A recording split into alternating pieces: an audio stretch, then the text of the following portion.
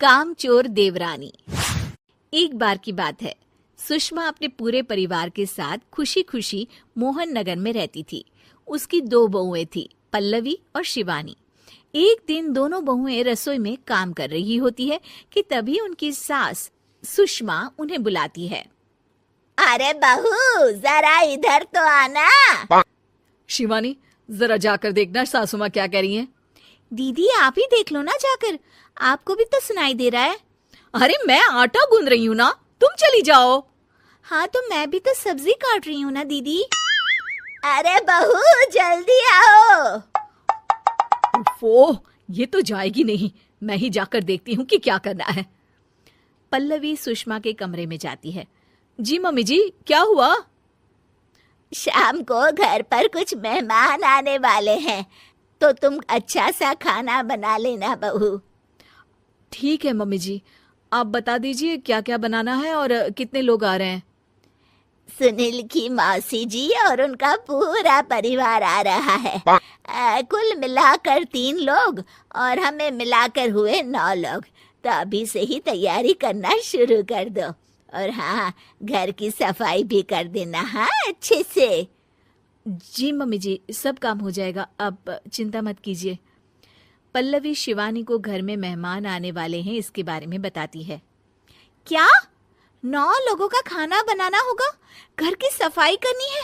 बाप रे, सासू माँ ने तो हमें घर की नौकरानी ही समझ कर रखा है।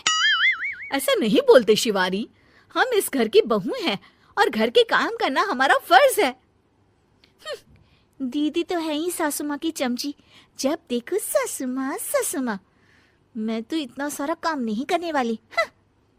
शिवानी कपड़े लेकर गमला साफ कर रही होती है और चक्कर आने का नाटक करने लगती है।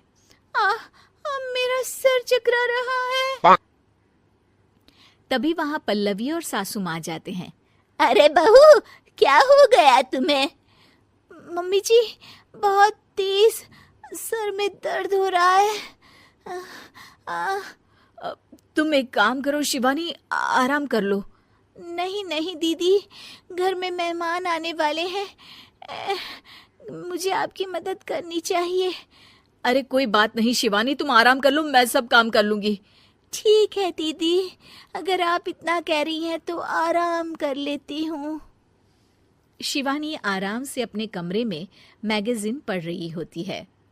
इसे कहते हैं आराम की जिंदगी। इतना सारा काम। चलो सारा काम खत्म हो गया, शिवानी को देख आती हूँ। शिवानी अपने कमरे में ईयरफोन में गाने सुनते सुनते सो जाती है और उसके साइड में मैगजीन भी रखी होती है। पल्लवी वहां आ जाती है और वो सब देखती है। ओहो, तो मतलब सब काम चोरी का बहाना था। अभी बताती हूँ इसको। घर का सारा काम मुझे करना पड़ा और ये महारानी यहाँ मैगजीन पढ़ रही है, गाने सुन रही है। पल्लवी रसोई से एक प्लेट और चम्मच लेकर आती है और शिवानी को थाली बजाकर उठाने लगती है। शिवानी अचानक से उठती है। उठ गई महारानी, गाने भी सुन लिए, मैगजीन भी पढ़ ली।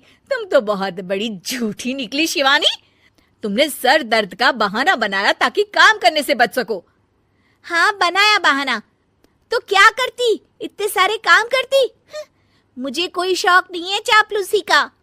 क्या चापलूसी? तुम्हें लगता है कि मैं सारे काम चापलूसी के लिए कर रही हूँ? और नहीं तो क्या। तभी वहां सासू माँ आ जाती हैं। अरे बहू, वो लोग बस आने ही वाले हैं, तुम तैयारियां कर लो। जी सासू माँ, तुझे तो मैं बाद में देखती हूँ। सब खाना खाने बैठते हैं और खाना शुरू करते हैं। तभी सुनील की मौसी बोलती है। वाह भाई वाह, खाना तो बहुत ही अच्छा बना है सुषमा जी, एक एक चीज में क्या स्वाद है। ये सुनकर शिवानी मुंह बना लेती है। उसे अपनी जेठानी की इतनी तारीफ रास नहीं आती। आपकी बहुएं तो बहुत ही अच्छा खाना बनाती हैं। हाँ, बनाती तो दोनों ही अच्छा है, पर आज ना ये सारा खाना बड़ी बहू ने बनाया है। छोटी बहू की तबीयत ठीक नहीं थी, सो इसलिए। मानना पड़ेगा सुषमा जी, आपकी बड़ी बहू तो बहुत ही गुणवान है। पल्लवी की तारीफ सुनकर शिवानी को जलन होती है।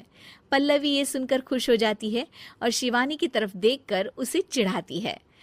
कुछ देर बाद मेहमानों के जाने का वक्त हो जाता है।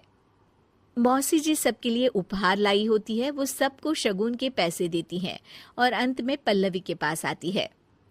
तुम्हारे लिए शगुन का लिफाफा तो है ही, पर बहू तुम्हें एक और उपहार भी मिलेगा इतना अच्छा खाना बनाने के लिए। मौसी अपने सोने के कंगन निकालकर पल्लवी को पहना देती है। ये लो, ये मेरे मनपसंद कंगन है, अब से ये तुम्हारे हुए।